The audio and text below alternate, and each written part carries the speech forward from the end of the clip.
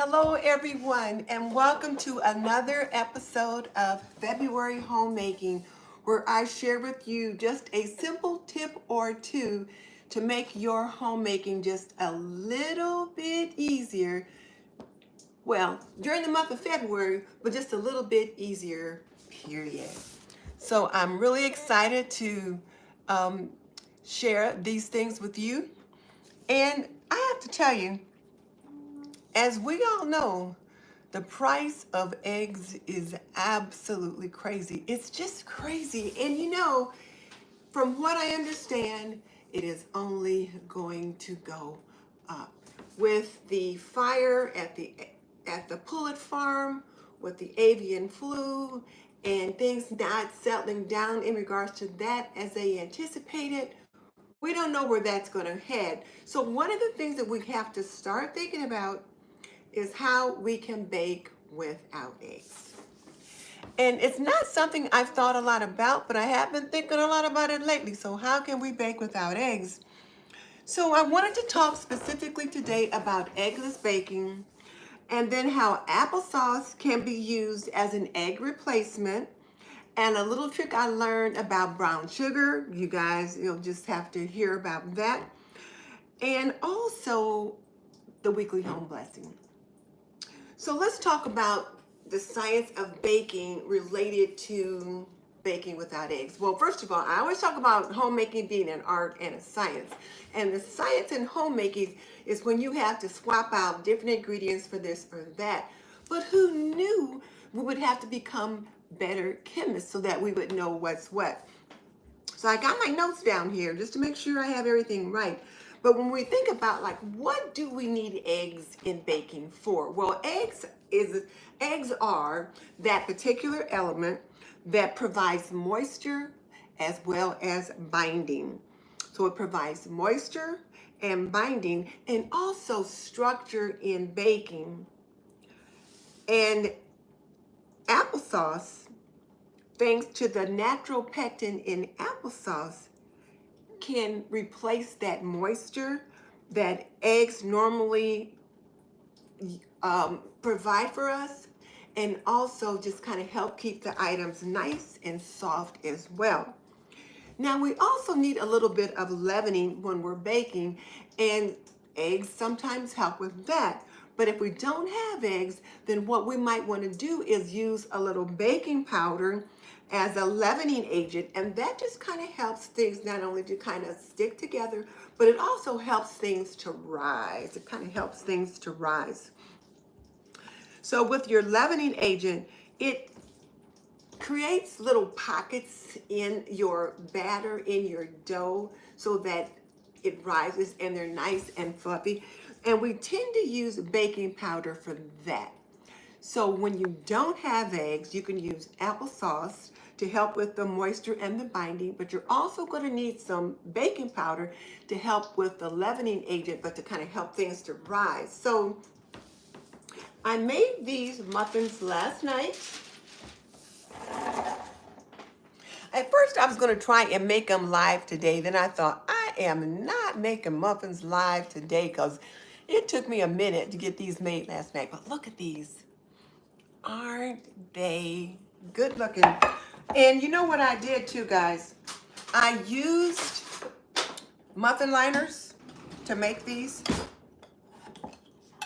I don't typically use muffin liners. I had these Christmas muffin liners left over. So you just kind of peel them off like that and they're good to go. But I don't usually use muffin liners. I usually just grease my muffin pan pretty good. And I don't need the liner. But I made these last night from this cookbook, Effortless Eggless Baking, and they turned out pretty good. Now, these are apple spice muffins, so I want you to see the crumb on them. Look how nice and soft they look, but you can also see that, it's nice and dense. And then I also put a topping on it.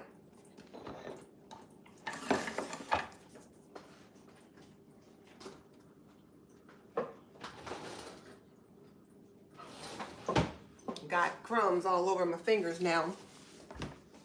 But they really turned out nicely, and it calls for 1 cup of applesauce, and this is just plain old regular applesauce, you know, nothing special.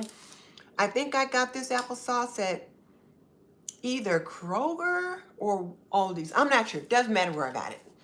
But it's just plain old regular applesauce. So I used a cup of applesauce as well as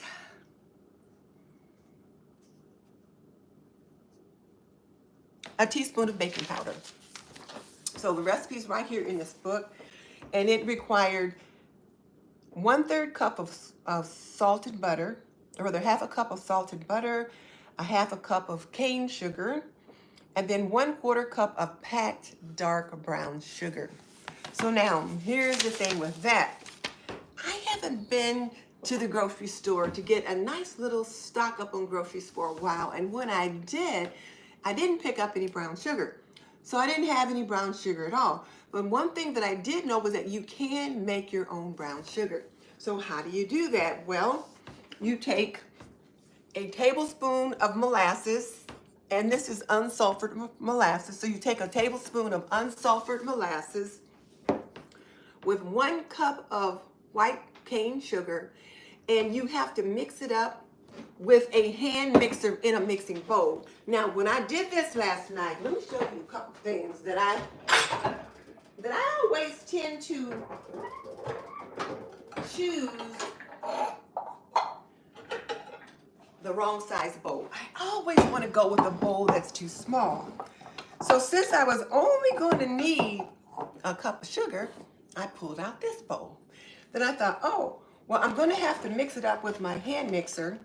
And whereas this would work, I thought, nah, I better go with a little bit bigger bowl. So then I went with this bowl. I started whipping that puppy up. Sugar was flying everywhere. So I thought, okay, this isn't going to work. So I switched it out and put it in this bowl. But actually, this bowl probably would have been best because it's wide enough and deep enough that I wouldn't have had sugar flying everywhere. But it turned out pretty good. Here's the brown sugar that I made. Look at there. It's nice and moist. It tastes pretty good.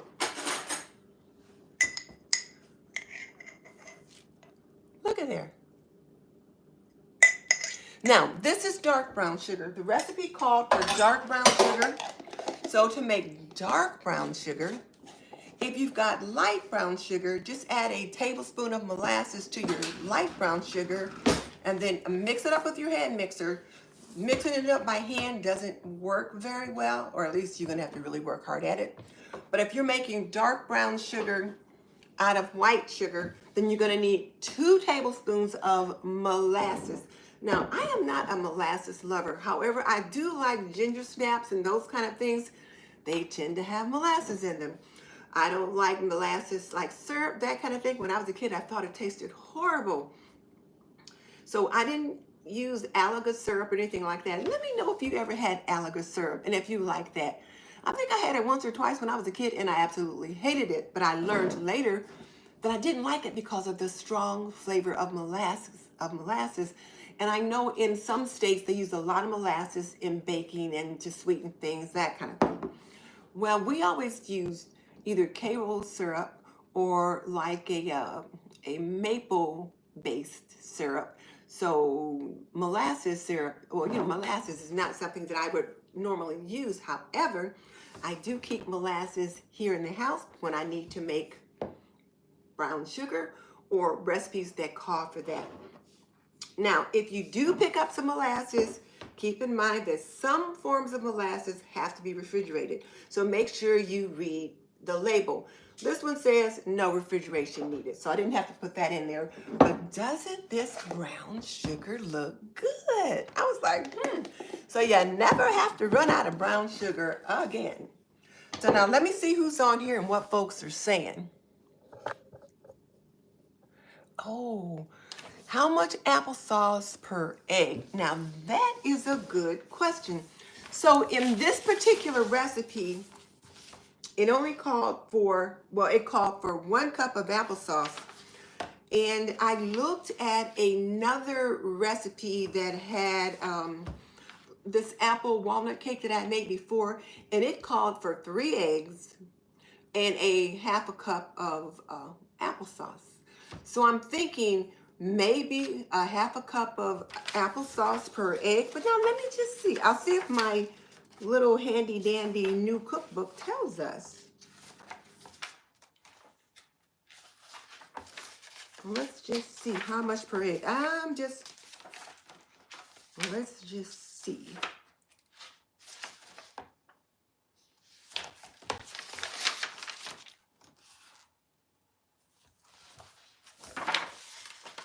And let's see. Applesauce. I don't see this here. Hang on a second. I got my handy dandy iPad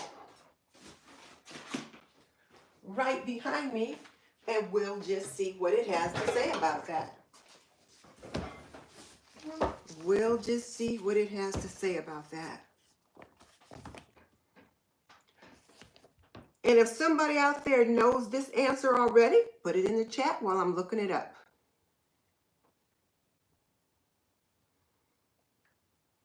How much applesauce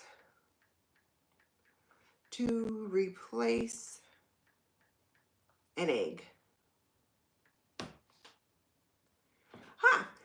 1/4 cup of applesauce to replace 1 egg in most recipes. So I was pretty much on target. I was thinking about the recipe that I made, the apple walnut bread, and it called for 3 eggs and then 1/4 cup of applesauce to give you like the appley flavor.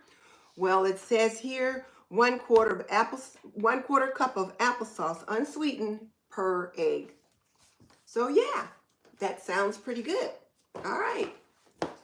So I didn't think to have that answer prepared, but yeah, so now we know 1/4 cup of applesauce replaces 1 egg. So let's see who's all on here, and we can say hello to folks. Michelle, hello. I'm watching as we drive to St. Louis for a neurology appointment. We're hoping Sam's has eggs when we get there. She saw a video where people were going wild over eggs at Costco. Oh my goodness. I'm wondering, well, the last time I was at Kroger, they were bringing out eggs and they did not have a limit. So we'll see. And then Pam, and I don't remember if she's doing this on her channel, The Scaredy Cat Gardener, or Pam's Place, but she had another video either yesterday or the day before about preserving eggs. So you guys might want to check that out. But remember, I did show you guys how you can freeze eggs. So when you pick some up, you can pick up an extra carton to freeze. Kathleen Fincher, oh my goodness. It is so nice of you to jump on. I appreciate that. Hey, Chris. Okay, how much applesauce per egg? We just answered that question. 1/4 cup of applesauce per egg. And Linda from Wise Woman Lola, great tip to make brown sugar. Yes, I knew you could do that, but it wasn't something I did often because I typically, when I'm running low, I will, I always have some in the pantry. But I haven't been paying as much attention to my pantry as I should. So you guys know Granny Karma always says 2 is 1 and 1 is none. So when I went to my pantry shelf, there was none there. And when I went into my working pantry, to the container where I normally keep brown sugar, there was none in there. So when I took that last bag off that pantry shelf, I should have put it on the grocery list, and I did not. So I started making a grocery list last night. Speaking of grocery lists, I saw a new creator. Well, she wasn't new. She was just new to me. And she does budget cooking and family cooking and kind of things like that, like I like to do, and grocery hauls. But what I observed watching her is her grocery hauls are in hindsight. She'll do the grocery haul and you see her at the store shopping. You see her putting the stuff in the cart. And then she brings it home. She shows you what she has. And then she shows you the meals she made with it. So what that taught me is she doesn't put her grocery haul up as soon as she gets it.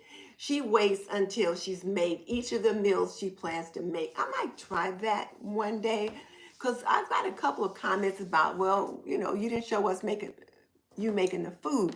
Well, I'm usually showing you the grocery haul just as soon as I bring it in from the store. And so, of course, I haven't had time to make anything yet. But I'm going to try that one day. You guys let me know if you would like that. But yeah, Michelle Peoples, hello. And yes, yes, yes. Oh, what's the name of the cookbook? Oh, Kathleen. I do have it linked in the description box below. And it is this one. It is Effortless Eggless Baking. And it is by 100 Easy and Creative Recipes for Baking Without Eggs. It is by Mimi Council.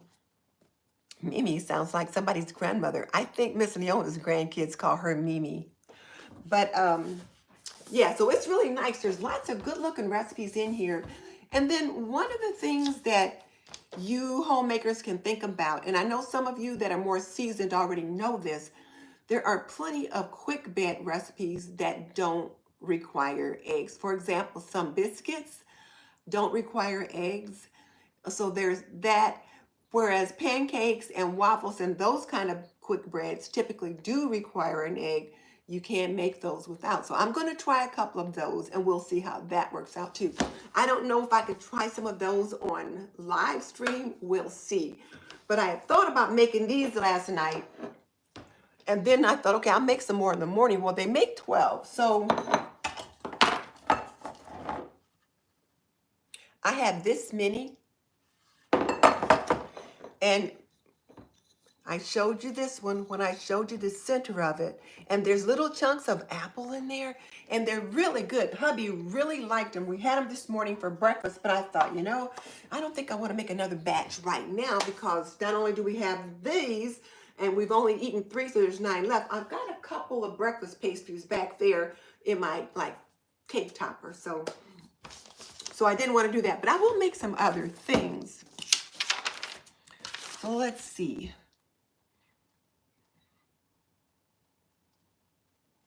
And then let me just give you one more quick tip since we're talking about tips and swapping things out for baking. One of the things that I often have to swap out when I'm baking is buttermilk. I'll get ready to make a recipe that calls for buttermilk and I don't have any yogurt and I don't have any buttermilk. I don't have any sour cream. So what you can do is make your own buttermilk. What you would do is just take 1 cup of milk and add a tablespoon of vinegar to the cup of milk and let it sit for about 5 or 10 minutes and then it'll curdle and then you've got buttermilk and you can use that in place of regular buttermilk. So if you already knew that buttermilk hack, drop me a comment that says me or that I knew that. But if you didn't, drop me a comment that says, I didn't know that. So yes, so this is what I would do.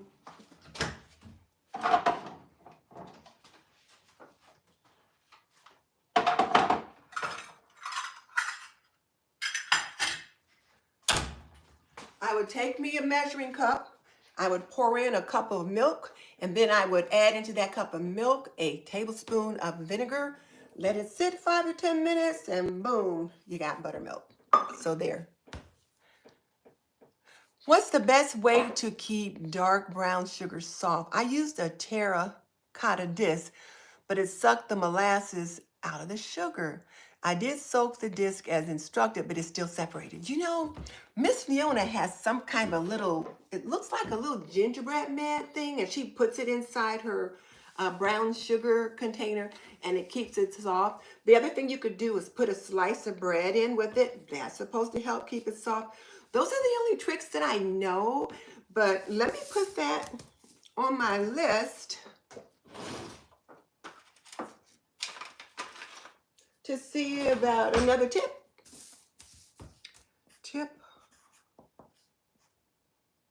Brown sugar soft. I'll look into that, and maybe that could be another one of our tips because we got to go to the end of February. So I'll look into that for you. So, okay, so let me just see what you guys have to say and see. So the name of the cookbook again, Effortless Eggless Baking by Mimi Council. It is linked in the description box below. Donald, hi. Donald says He's fairly new to the channel, but he loves it. Donald, you know what? Thank you. I think it says Donald S. So I'm thinking this is a guy. And I get lots of young men that follow me because Donald, as I say today, it is not 1950 anymore. And a homemaker is anyone who is creating a nurturing, cozy space that they can feel at home and comfortable in. So it could be just you. It could be you and your boo. It could be a mom with her children. It could be a newlywed couple. It could be empty nesters, or it could be, someone who's lost their husband or spouse and now they're on their own. And so they have to create a new normal to create a new space for themselves. So I welcome you. And yes.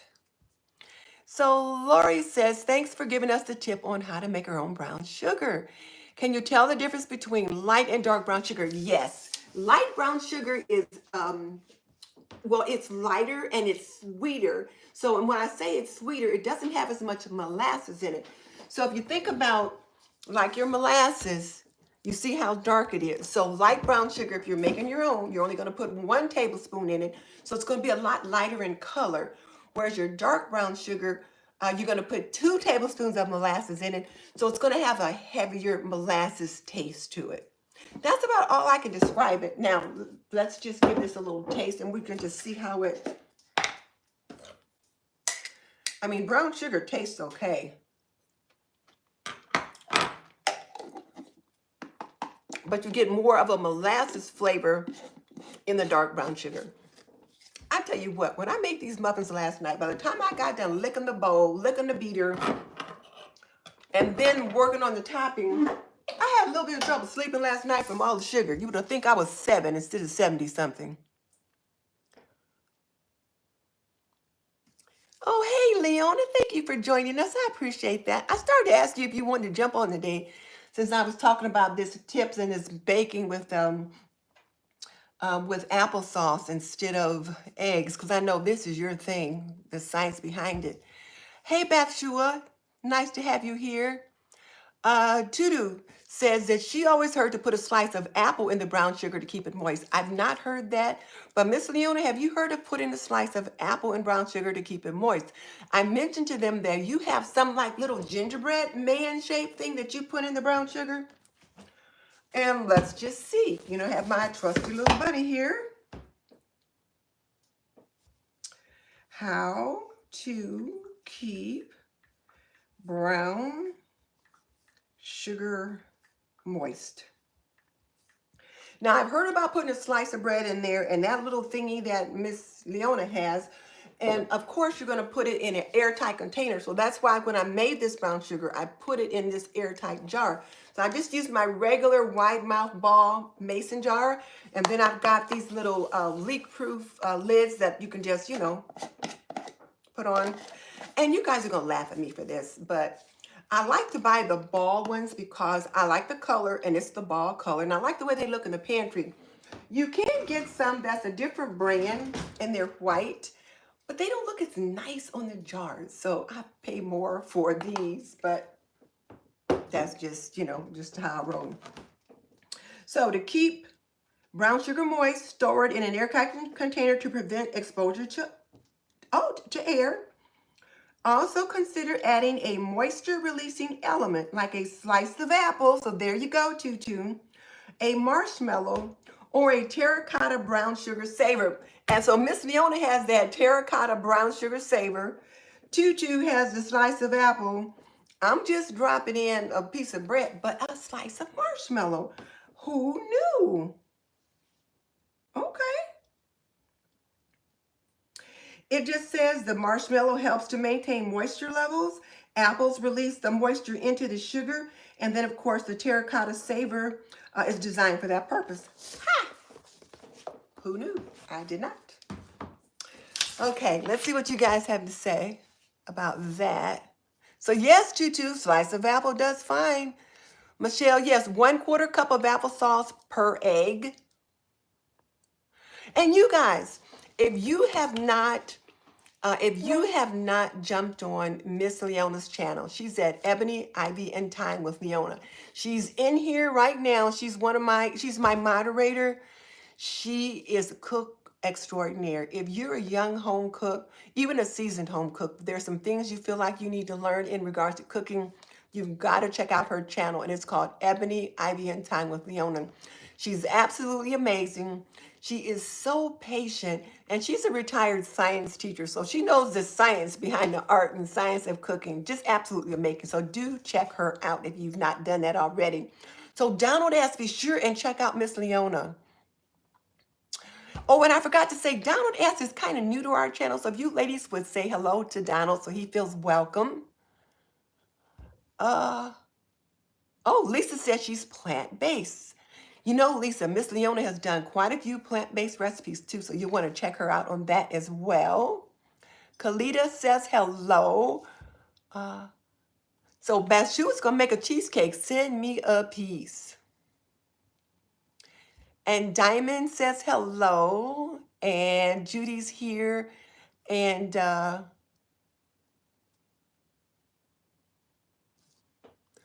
okay.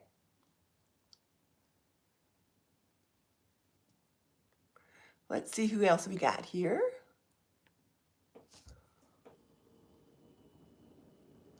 I missed a conversation about strawberries. So you guys are talking to each other, evidently. Yes, effortless eggless baking. Leona, I'll show you again. It is just lovely. So I'll be making some more things. So, oh, Linda, thank you. You said you'd like to see the hauls, and then I can record the making of the meals too. I have to do that later though. So one of the things that I'm trying to do, you guys know when I did that $7 Aldi turkey and I portioned it up into like 8 dinners, I'm trying to capture when I make each one of them, and then I can show a video where I put all 7 of them in one video. I'm working on it. We'll see. Hello, DJ Whitmore. And Ruth is in Vancouver, Victoria, British Columbia. She's new to my channel. Oh, we've got another newbie, Ruth Horst from British Columbia in Canada. No, Victoria, British Columbia in Canada. So say hello to Ruth. We appreciate you joining us. Thank you so much. And Michelle likes the idea of seeing what I make with the grocery haul items in addition to showing us the items as soon as you bring them home. So I'm going to see what I can do. I'm going to see what I can do. The apple muffins are really good. So DJ Whitmore says she uses powdered buttermilk, so she always has it on hand. And I do have a carton of powdered buttermilk. But this was a trick that I learned before I had that. And when I was a young homemaker, my mom taught me that. But Michelle says she uses the buttermilk trick. And then Linda says you can also use lemon juice instead of vinegar. Yes, Linda, thank you for giving us that additional tip. You can put in a tablespoon of lemon juice instead of vinegar, and you'll get the same results. And Bashu has made her own buttermilk before as well. She used the liquid from making butter as buttermilk as well. Oh, now she's really making it from scratch. What do you think about buttermilk powder and milk powder? Oh, I absolutely love it, Kathleen. Here, let me grab some. I'll show you. I keep saying I'm not going to leave the screen, and I end up leaving the screen 50,000 times for something or another. But it's something always comes up that I didn't anticipate. So this is the sour cream powder, and I got this from Hoosier Hill Farm. So actually, Kathleen, they're like not too far away from where we are. And this one, buttermilk powder, Hoosier Hill Farms. And I use them both. They work beautifully. They just work beautifully. But sometimes what I really like to do here on this channel, and I know Miss Leona likes to do the same thing, is teach our young homemakers tips that they may not know about. Or let's say they can't afford to buy a carton of this. Well, then they probably have the lemon juice or the vinegar in their home already, and so they can make their own, particularly like if you're in a pinch. Like last night when I was trying to work on these muffins, because I wanted to share this tip with you guys today, I thought I am not running out to look for brown sugar at this time of night. And I remembered that you could make your own, so I did, and it worked out just fine. So Bathsheba also makes coconut yogurt.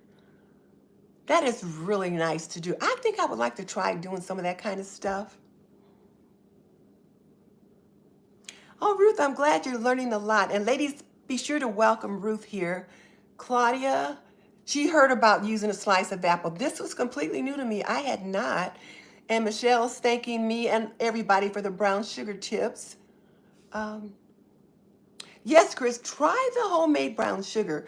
It is getting expensive, and and dependent upon when you make it, you can decide if you want a little bit more molasses or a little bit less. Now, one day I was out of brown sugar, and my granddaughters were here, my two youngest ones, well, my two middle ones, and they wanted me to make some cream of wheat, and I always put brown sugar in the cream of wheat.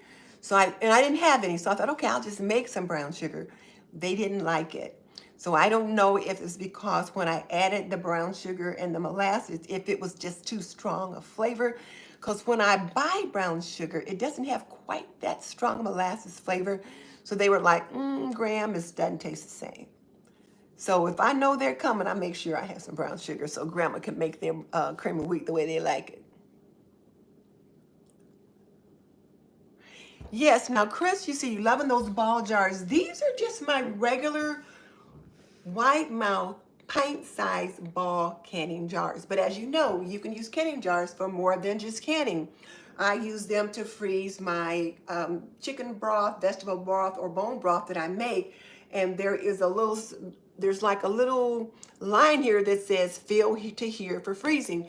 And I can freeze them. I put this lid on here and they're fine. I don't have any problem with it. And when you freeze stuff, it expands. So that's why it gives you the marker like right here so that if it expands, say up to there, you still got plenty of space. So there's that. Now, the other ball jars that I like to use for my chicken broth are these ball plastic freezer jars as well. And the thing about them, like this holds 2 cups and this holds 2 cups. But the nice thing about this one is that the rubber lid just you just snap it on like that. So if I overfill it and it freezes as it expands, the contents will end up pushing the lid up and it'll push the lid off. So there's that. If this one overfills and it pushes the lid up, the lid won't pop off. So that's why I do not use small mouth jars. I think I can reach this. I do not use small mouth jars. Now, I believe the information says that you can freeze in these. However, I don't. And I don't because with these jars, you've got the shoulder here and then the neck. And if you inadvertently get it up too high, when it expands, it can crack the jar. I've had that happen once, and so I don't use them for that purpose at all. And there is no line on here that says anything about freezing. So I don't use them for freezing. Okay. Yeah, start making your own brown sugar. Ultimately says she uses lemon juice to make.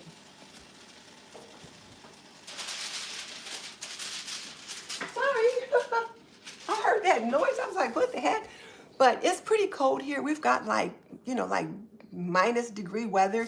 So I've got the water running in the sink. Here, I'll let you see that. See that water, that constant drip there?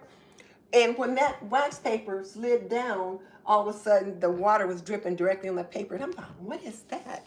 So I try to put a dishcloth underneath the stream of water so you don't hear that steady drip, drip, drip. That can drive you crazy. So Autumn Lee says she uses the lemon juice to make her own buttermilk. Yep. Chris, yes, do check out Miss Viona's channel. And everybody now is saying hello to Donald. And also hello to Ruth too, because she's new to us too. Some folks got warm weather and we mad at them. Yes, I haven't made the apple cider vinegar, but I've heard that that you can do that. But yeah, and how did you guys like my video yesterday where I posted the joy of homemaking and frugal living or something like that. I don't remember the name. But how did you guys like that video? I wanted something a little bit more philosophical because sometimes we can get so bogged down and clean this, clean that, get all this, that, and the other done that we forget that some of the tasks that we're doing in homemaking, we do them over and over and over again. And it can either be fatiguing, sometimes it can be demeaning if we're not appreciated, or sometimes we can just feel unappreciated or just get tired. And so what I wanted to do was to do a video where I was just being the content.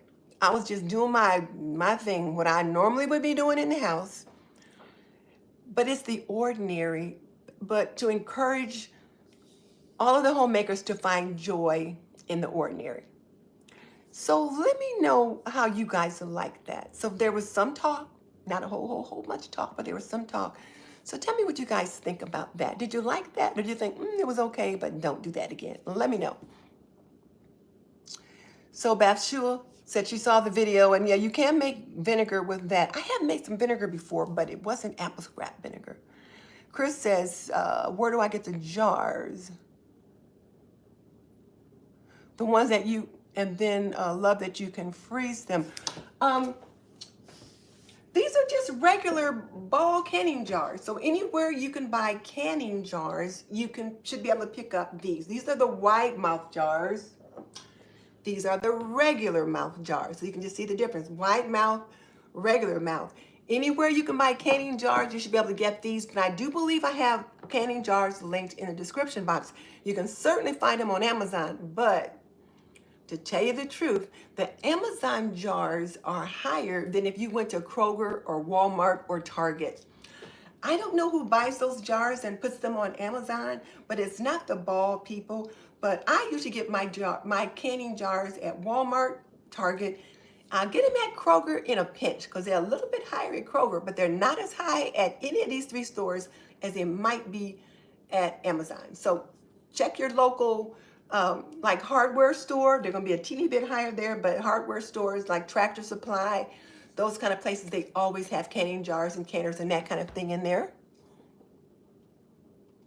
Oh, and yeah, Bathsheba, you definitely want these lids. You definitely want these lids. I just love them. Now, I will tell you, when I first got them, my husband was throwing them away. He thought they were the lids off peanut butter jars. I'm like, dear, no, these are for the canning jars. I have to buy these. So once he knew, then, he doesn't do that anymore.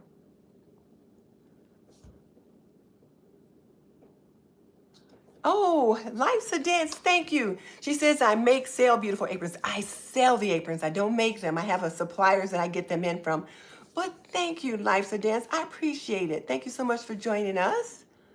And Stephanie, how are you? Glad you were able to join us today, too. I was on last night.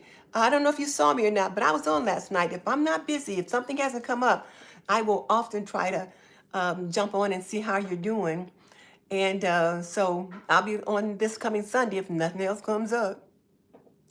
So Bathsheba currently uses plastic containers that are normally used for takeouts for the freezer. If they work for you, that's fine.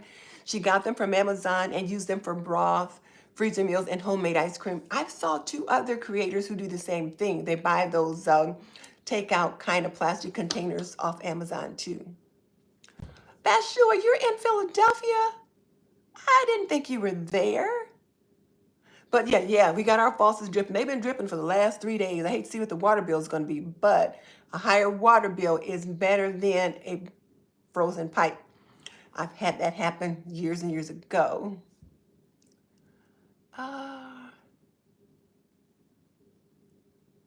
Oh, so Bathsheba, you liked the video. And then Lori says she liked the apple jelly demo. Do you have a recipe? I do. I'll have to be sure and put that in there. I have to find it and put it in there. Ava says she likes watching from Azerbaijan. Wow. I appreciate you coming over here and watching that. Oh, you guys were out of power yesterday. Miss Leona was out of power, I think, on Saturday. Was it, Leona? You guys were out of power? You were so glad to get power back. Ruth says this is her first live stream. Well, Ruth, I'm trying to go live every day for February to give one little tip about homemaking. Just one little tip is what I'll have planned. And then sometimes we get into other things. I got a couple other things I need to mention we haven't got to yet. Yes, a wide mouth. Look for it wherever you can buy canning jars. Your wide mouth, your Walmart should have them. Chris says she has several. Everything's good. Superstar Bella. Hubby was thinking, why did she say exactly? Exactly. Life's a Day at 71. Well, hey, welcome to the club. I'm 73, and you know what? I'm glad I got here because consider the alternative. Okay, let me get back to my notes and let's make sure I cover everything. So we've talked about the fact that I made these delicious muffins. For those of you just joining us, I made these delicious apple spice muffins, and I made them with applesauce and baking powder instead of an egg. I talked about how to make your own brown sugar. And this is dark brown sugar because I needed some for the recipe, didn't have any. And so I talked about using 1 cup of sugar and 2 tablespoons of molasses, and then using a hand mixer. You've got to use a hand mixer to whip up that dark brown sugar and then put it in an airtight container. And I gave a quick tip on how to make your homemade buttermilk substitute, which is put a cup of milk in a cup and then add either a tablespoon of lemon juice or vinegar, and that'll make it curdle for you. So let me just show you guys also what we had for lunch today. So this is what we had for lunch today, and it is a corn chowder, and it's a kale corn chowder. Now, you guys are gonna laugh at this. So a couple of days ago, and I'm not sure which day it was, Friday or Saturday, I made zuppa toscano soup. And it's a dupe for the Olive Garden zuppa toscano. And you make it with either sweet Italian, mild Italian, or hot Italian. I use sweet or mild because I don't like the heat. And so you put the sausage in it, and then you put in kale, potatoes, you know, that kind of thing. And when it's all done, then you add in a cup of like heavy whipping cream or something like that. And it's delicious. Well, we had that one day for dinner, and then we had some the next day for lunch. And I thought, okay, there was enough left, and I had it in one of these containers. There was like this much left. So I thought, okay, I've had it twice that way, and I wanted something different, and it is still so cold here. I thought soup would be good. And then I got to thinking, you know, my husband loves corn, so I thought, what about a corn chowder? And when I was looking around, I found this recipe for a spicy corn chowder, and the only thing different in this recipe for the spicy corn chowder was that they used like smoked sausage that they cut up to put in there, kind of a spicy sausage. And I thought, well, heck, I've already got like the whole sausage soup base with the zuppa toscano. This recipe even called for making kale chips, where you took the kale, doused it with a little bit of lemon, olive oil and salt, and put them in the oven and baked them till they were crisp, and then just dropped them on top of the soup. So I thought, I've already got the base, so all I had to do to zhuzh up this zuppa toscano, because, you know, like I said, after eating on it, like for dinner and then lunch, we had used up quite a bit of some of the innards in it. So I got out 3 cups of corn and added it to the 3 cups of corn and added it to this. So I put this in a pot and added the 3 cups of corn, 3 cups of corn. So I had 2 cups of frozen corn in the freezer that I had cut off the cob and frozen myself. So I had a bag with 2 cups of that. And the nice thing about that is that when you cut them off the cob, you get a lot of the little milk, the corn milk left in them. So I put that in there.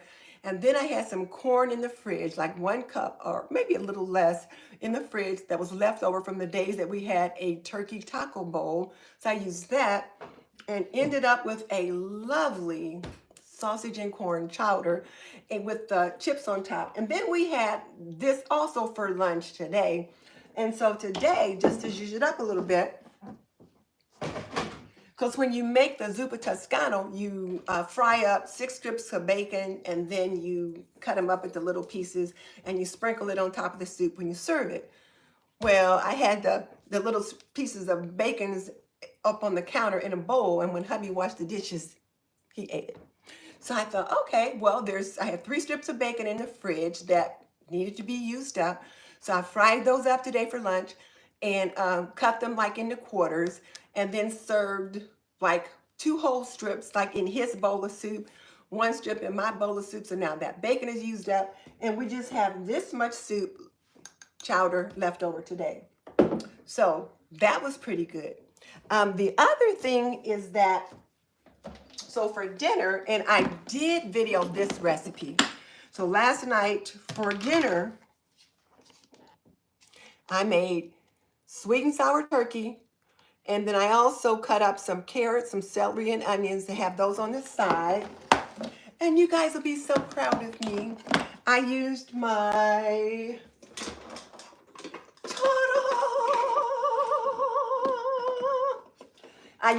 rice cooker.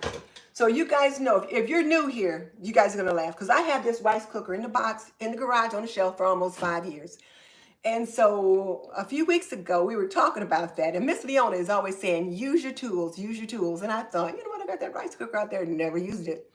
So one of my friends, Carol from My Blessed Nest, said, Denise, I challenge you to use that rice cooker. So I thought, I am not coming back on here and not letting them know I use a rice cooker. I tried that rice cooker. I thought, I couldn't believe how easy it was. And so I showed my husband how to use it yesterday. And it's so easy. Here, I'll show you guys now. I'm not going to actually set it up, but I could not believe how easy it is. It was like, you get this little cup. You fill this little cup with rice, pour that in. You put in 2 cups of water, pour that in. And then if you're going to, you add a pinch of salt, maybe a pat or 2 of butter, and then you plug it in. And then right here it says warm and it says cook. This little button here, you push it down to cook, and that's all you do. And it just cooks. And when it's done, it pops up and it's done. I mean, you don't have to do anything to it. My husband was like, it's just that easy. He said, I think I could even try to use that. So I'm going to coach him on it one more time, but because he's pretty good at using some of the various devices, because he likes to have rice available. So we have this much rice left over. So what are we having for dinner today? Well, I said, honey, what do you want for dinner tonight? And he said fish. So that means he's going to make fish for himself. And I'm going to have this turkey, sweet and sour turkey with rice left over. So I'll have that. And good to go. Or if I wanted to, I could have corn chowder. But I'm going to have that left over for dinner today. So there's that. All right, so now today's task. Oh, wait, let me see.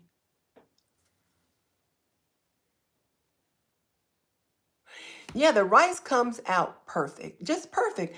And like I said, I tell you what, when I opened it up, there was a coupon in there that expired in 2019. That shows you how long I had that puppy in the garage. So yeah, but the rice comes out perfect.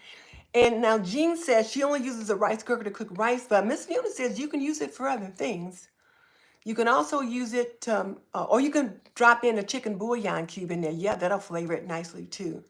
So Superstar Bella says she uses the rice cooker and the Instant Pot. I use my Instant Pot too, but not to cook rice. So Bathshua says she added some better than bouillon to the rice cooker to add some additional flavor. Here, let me show you guys what she means. And let me just grab it real quick, just so you guys know. But yes, that is a lovely thing to add. It really adds a lot of flavor. So this better than bouillon.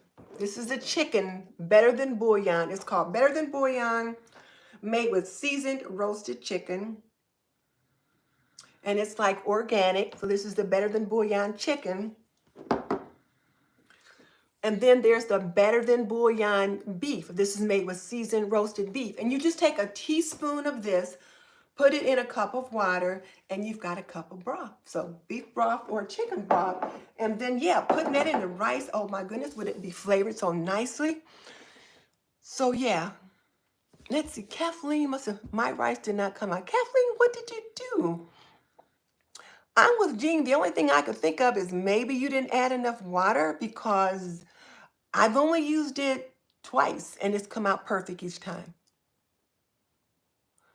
Oh, you know what, Kathleen? Rinsing rice isn't really recommended anymore because when you rinse it, number one, you're rinsing away so many of the nutrients that are on the rice. Unless it's a specific kind, and I can't think of what that one is right now, it's really not recommended that you rinse rice anymore. So yeah, I don't rinse rice anymore. So superstar Bella, Bella says she puts sweet potatoes in the rice cooker. You know what? Miss Leona cooks lots of things in there too. Jean says she rinses her rice too. I don't. I don't rinse rice anymore. I don't. Okay, so now the other thing I wanted us to talk about today, just real quick, was the weekly home blessing.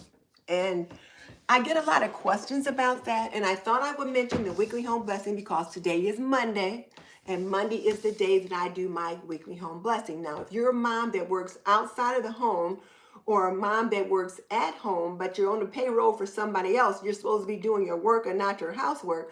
So you would do these things on Saturday. But the weekly home blessing is an hour, and you do six little things. What Fly Lady Cat calls six little baby jobs is what you do. Now, I use the weekly home blessing every Monday. It's like, boom, I get up and I know what I'm doing on Monday. So I get up.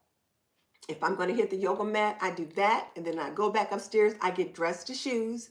And then I strip my bed and throw those sheets in the wash. So I'm starting a load of laundry that first thing in the morning. So I'm going to strip the bed, throw those in the wash. While the bed is airing out, those sheets are in the wash. And then when they come out of the wash, I throw them in the dryer. And then when they come out of the dryer, I put those sheets back on the bed. That's item number one. Item number two is to empty all the different little trash cans you have around the house, in the bathroom, in the bedrooms, wherever. And my husband will usually do that. But you know, they're just the little trash cans or whatever. But if he's not here or he's doing something else, I can grab them. Or sometimes when I'm doing it, I'll just take the trash cans and sit them in the hall. And he'll see them lined up in the hall. And then he knows, oh, it's weekly home blessing day. And he'll get them. He'll switch out the little liners in the trash bags. And he'll leave them there in the hall. And I have to put them back where they belong. But he's already emptied them out. And he'll also get the big one in the kitchen, that kind of thing. The third thing you do as part of the weekly home blessing hour is sweep in 2 or 3 areas of your home that need sweeping. So sweep the kitchen, sweep the bathroom, sweep the hallway. But you're just doing a quick sweeping. Don't take more than 3 minutes in the 3 spaces. And you're not like getting into every little nook and cranny under the beds and all of that. No, it's a blessing. You're doing it in the main walkways, that kind of thing. The next thing you're going to do is vacuum if you need to vacuum. We only have carpet in the bedrooms and in the living room. So, but again, you're vacuuming in the middle, in the primary walkways. You're not putting little lines in the carpet. You're not getting underneath the couch and all around and all that. No, you're getting in the primary areas, the main walkways. Because you should be able to get your mopping done in 10 minutes, your vacuuming done in 10 minutes. All these little jobs you do in 10 minutes or less. The other thing you do is wipe down the glass. So you would do any dusting and then wipe it down. So now that I have a cat, or should I say a cat has me, Kathleen, I have to tell you about this cat that has me. Yes. Now that a cat has me, I have little cat paw prints on my screen or my storm door in the front of the house. So when the weather warms up a little bit, I'll start wiping down that door on the outside. I do wipe it down on the inside, depending on what's what.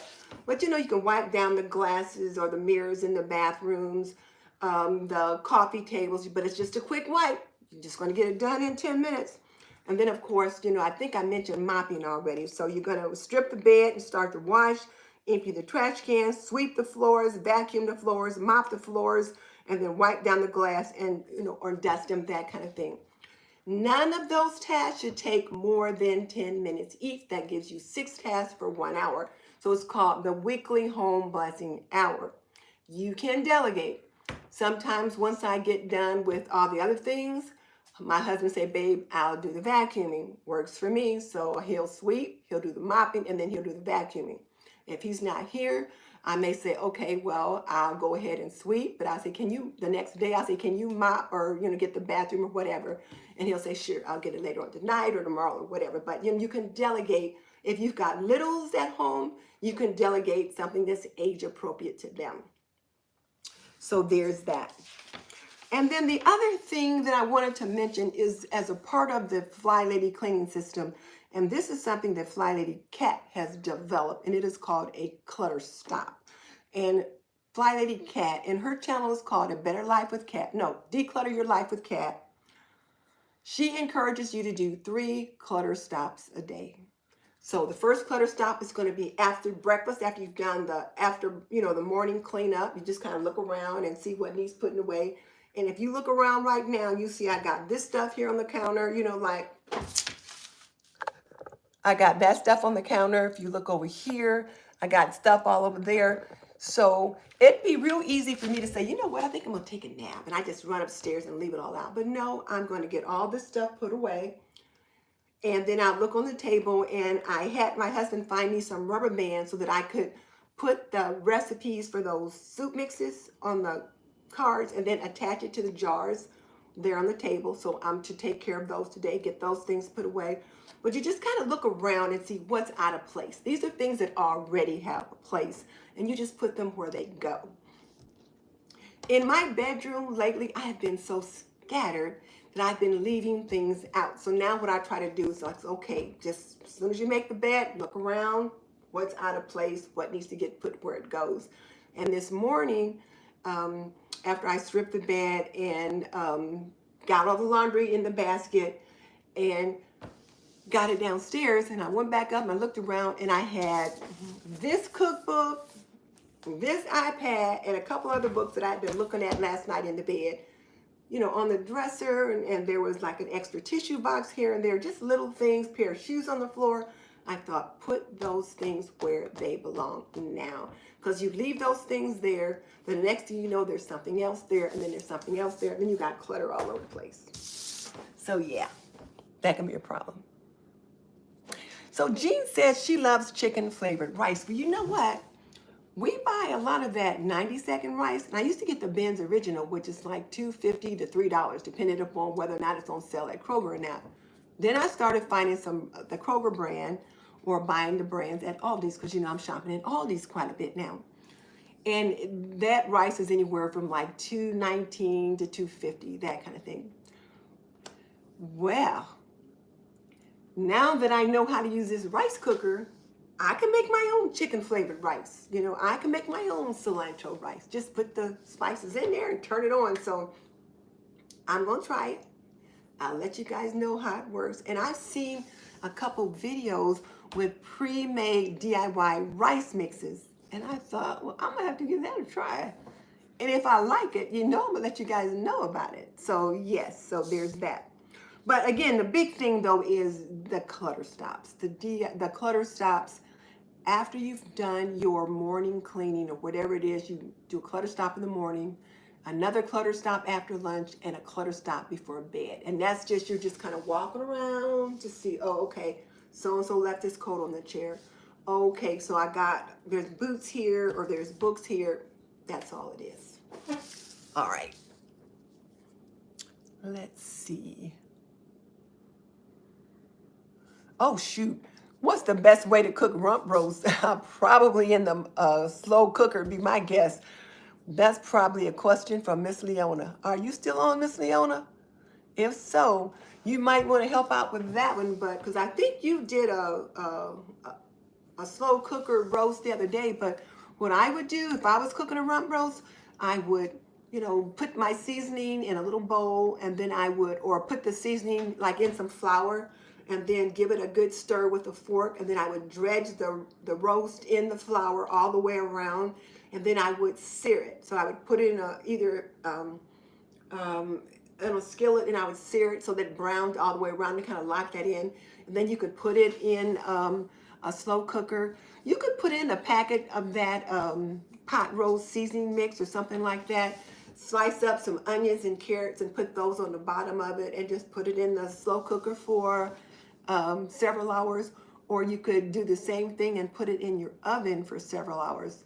But that's a good way to do it. I was looking for rump roast the other day because I found this recipe in a cookbook that I have for chili. It was a Mexican chili, and they used a rump roast to make it, but it's a very small piece.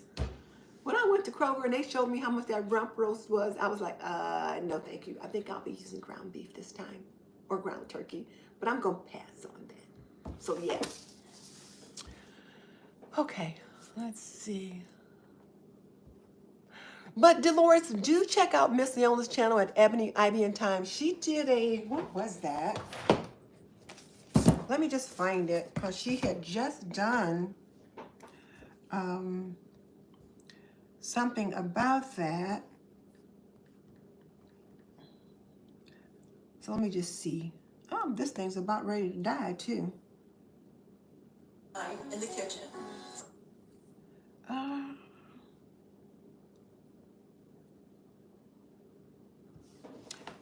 Let's see, what was it? It wasn't very long ago that she did that. Hearty slow cooked beef stew. That's what she, 9 days ago. It was a hearty slow cooked beef stew. It's what the title says, the easiest way to never stress about dinner again. But what she did was she put some kind of a pot roast in the slow cooker. So check that out. Check that out. I would consider that. Okay. All right. Well, I think we have covered all the things that I wanted to talk to you guys about today. And you guys know I don't like to keep you guys on and not have anything to talk to you about. So before you go, let me just say this. If you're looking for more inspiration for homemaking, come back and check out my February series, because I'll be on every day except for maybe Saturday or Sunday, because I wasn't on Saturday and Sunday. I was just tired.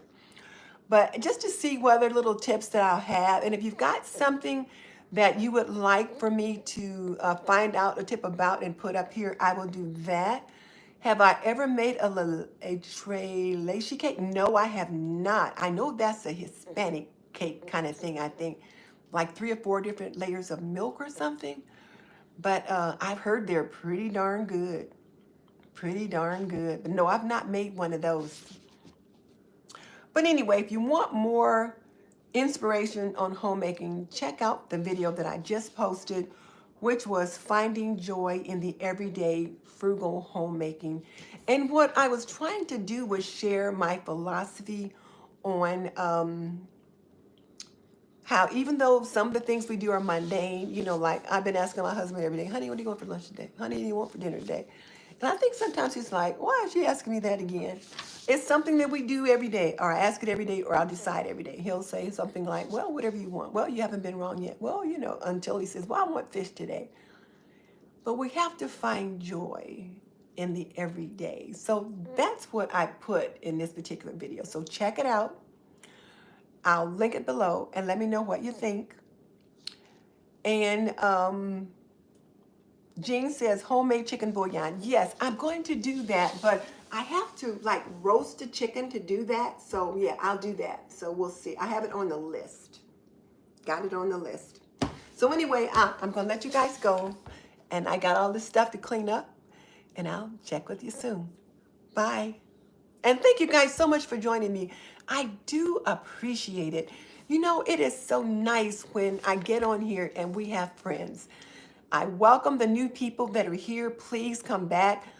I don't have a specific time for these daily live streams, but me and Miss Leona are live every Wednesday at 7:45 p.m. Eastern. Either she's live or I'm live, but we're usually on together. So do check us out for that. And Bathsheba says she'll ask her husband what he wants for dinner. He'll say food. I get it. I get it. All right. So anyway, gonna talk to you guys later. Bye. See you tomorrow.